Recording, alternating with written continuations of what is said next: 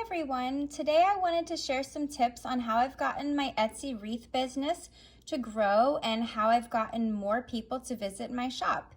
So some of the things that I've done is you want to make sure that your shop looks really professional so that when people visit your store, they can see the quality of everything that you sell and that you're very professional and they can trust you when they're buying something from you. So I've added a nice banner this year right up here. So you just press edit shop right there. And then after you press edit shop, you can just click on the picture and it'll say add an image, and then you can choose and upload whatever image you would like, and then it will show right there and it'll look so nice. So that's an option. And then you can also, let me go back. You can also edit your profile picture right here, and you want that to be something nice too. You can make it be one of the items that you sell that sells really well, or else it could be a picture of yourself if you would like. And then they also have another picture over here, and that's where people can contact you, and that would be your profile picture. So this one might be good to have like an item that you sell that is really beautiful that you love, and then over here could be a picture of yourself. So here I did a picture of myself holding a wreath, and it just shows the wreath mostly. Another important thing is you really need to have high quality pictures of your items. A really bad thing would be for your pictures to be really dark and not well lit. You want people to be able to see the stuff that you're selling, and you want it to be bright and vibrant. I would recommend using some sort of white background. I have a nice board that I've whitewashed, so some of them you can see it's a little more rustic, and then others are more of a really bright white like that one. So, or else you could use a white door. For this one I did a blue door, but it's still a nice pop of color. And then also over time I learned more about editing pictures, and you don't want to make them look like too too edited or anything like that, because you want to make sure that when a person buys your item, it doesn't look different than it does online. You just want it to look bright, and you want the resolution to be nice and it to look vibrant. Make sure that you photograph your items. It's best to photograph them outside in natural light because that just looks really nice. But when you do that, you have to make sure you're not in the direct sunlight, because if you are, it will cast shadows, and then you're gonna have shadows in the background, and that doesn't look very good. So there's a lot that goes into it, and I just use my iPhone to take the pictures. So you don't have to have a fancy camera. You can just use a nice phone, because they have really good cameras now, all of our phones. So that's what I do. And then I mostly focus on just brightening my picture up. All of them you're gonna end up wanting to increase the brightness, and then you want to also increase like a tiny bit of the saturation and vibrance. But yeah, just don't go too crazy. And then it's very important to add a video. Make sure all of your items that are listed have a video, because people want to be able to see detail. So when I click on this listing right here of mine, you're gonna start with a nice picture, and also see how many pictures you're allowed to have. I think you can have like 9 or 10. I think it's 10 in total, but one of them is a video. Make sure that you use all of that, because you know, for yourself, when you're buying an item online, you want to see every little detail. You want to have close-up pictures and then far away. You want to kind of be able to know what size the item is. I know over here I list the dimensions and sizes and details, but you also want people to be able to see that from your pictures too if they're just glancing at it. Make sure to add a video. So see, when I click next here, it's going to be a video. And then that will make sure that in the pictures and in the videos, you're gonna zoom in and show everybody the details of your product. Yeah, so my video is about 30 seconds long, I think. And then you're gonna go to next and see, so then I have a close-up here of my item and even more. You just want people to see every angle and the details. So that's what I do here, and I use up every single picture. When you are pricing your item, you want to make sure that you don't price it too high or too low. You have to factor in the cost of the materials used to make it, and you don't want to factor them in for the price that, say maybe it was on sale, the items for the materials that you spent. If you were able to get them on sale, you still, when you were pricing your items, you need to price it at the full price of what you spent on all your material costs. So add up your material cost of what you spent at the store to buy the materials needed to make your wreath, or whatever item it is that you sell on Etsy.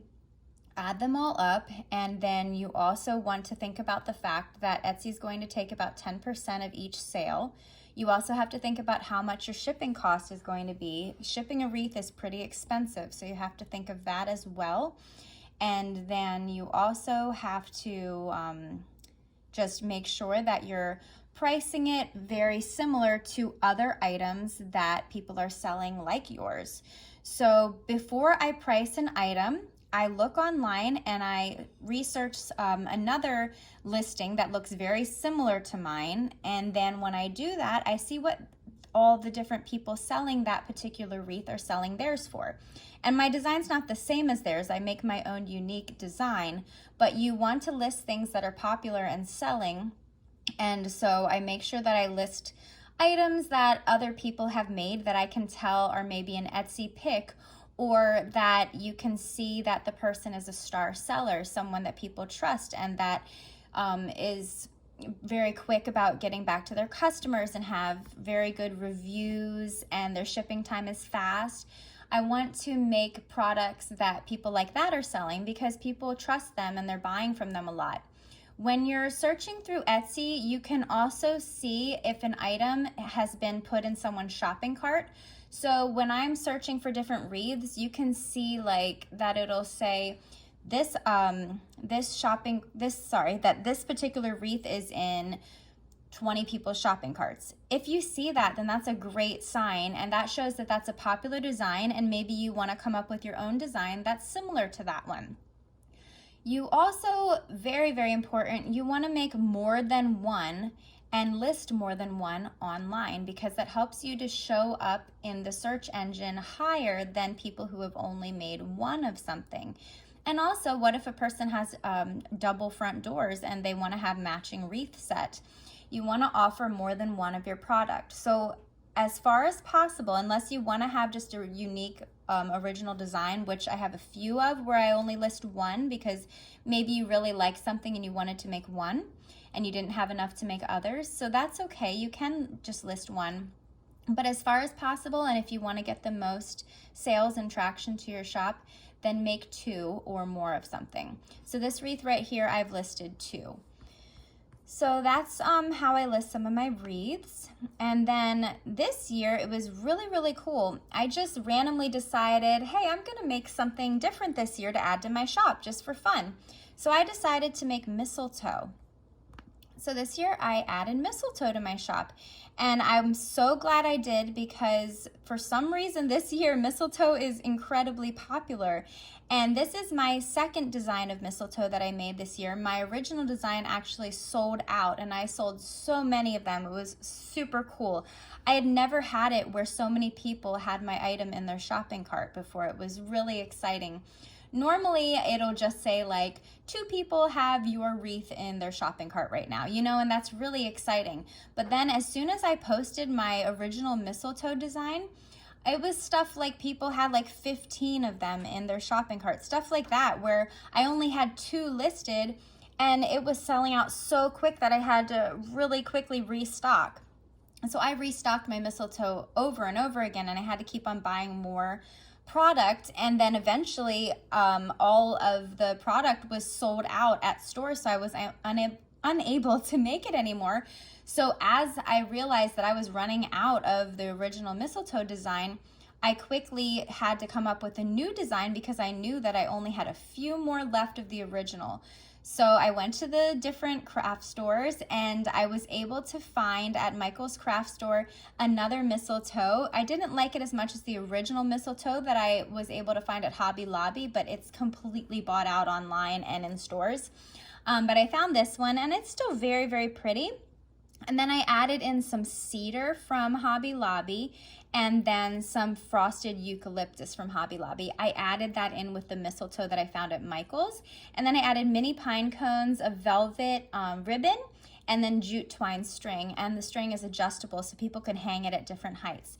Thankfully, I still have a lot of those in stock. And right now, 12 people have it in their shopping cart. So that is super duper exciting. So those are some of the tips and tricks. And then another thing is make sure that you get on all the different social media platforms. I have started a Facebook group page for my wreaths, and I started a YouTube channel, which you guys know if you're watching this right now. And then I also have my Instagram and I have a Pinterest. And on all of those, I just have the same name, my business name, Christine's Wreaths USA. It's all one word. And you can follow me on all those different social medias. But the cool thing about social media is for right now, it's free and you can do so much of your marketing and promoting yourself on those platforms. So I'm also on TikTok as well. You want to make sure on those that you are posting high quality pictures again, and you want to describe your item very well. And then make sure that you're choosing hashtags that people will find. You don't want to choose a hashtag that has like a million different things that are going to pop up when someone clicks on it. You want to choose something that's in like a happy medium, nothing that has too many other videos that are like it, and then you also don't want it to be where it's like only 100 that see it. So somewhere in the middle, in the thousands, you want to pick stuff like that so that people find it. Make sure that you don't use a crazy amount of hashtags because it messes up your algorithm, and make sure that you stay kind of on point when it comes to your hashtags. Make sure that they're all talking about what your video is about, that it's not like something totally random that you throw in there. So you want to have just like a nice number of hashtags. You don't want to like use all, I think it's 30 you're allowed to use. You don't really want to use all 30, but you also should use more than like 5. So that's another good idea. I've noticed that making reels is really helpful. I like to make reels and also short videos on YouTube. And when you're making your reels, try to use use music or a song or sound that is really popular at the time, because other people are going to be watching those, and then you're going to get a lot more views. Another thing I would recommend is going through and commenting on people's things that you like, because if you comment on there, then other people will see it and they'll wonder who you are, and then they'll start following you some of the times. And especially follow other people that sell similar things to you, because then you guys can help support each other and encourage each other, and you can follow each other online and help get each other's more sales and traction. And it's just nice to have a community of people. So I follow a lot of other wreath makers, and they're all so sweet, and we like to encourage each other and like each other's pictures that we post and videos. And I just really love that. So those are some of the tips. I'm sure there are others I can share with you, but those are just some. I hope that you are having a wonderful holiday season and that you had a great Thanksgiving with your family and friends. I hope that I see a lot of you visit my shop, and if you'd like to buy something, that would be amazing. I hope everybody has a great day, and if you have bought something from me in the past, if you could please write me a review, that would be so wonderful. I'm really happy that so far I've had all 5-star reviews, and I hope that that's always the case, because I will do everything to make my customers happy, and I try to put out the best products possible that are high quality and will last. I hope everyone is having a wonderful day, and I will talk to you soon. Thanks for watching my video. Please press like and subscribe to my channel and follow me on all my social media accounts. Bye, guys.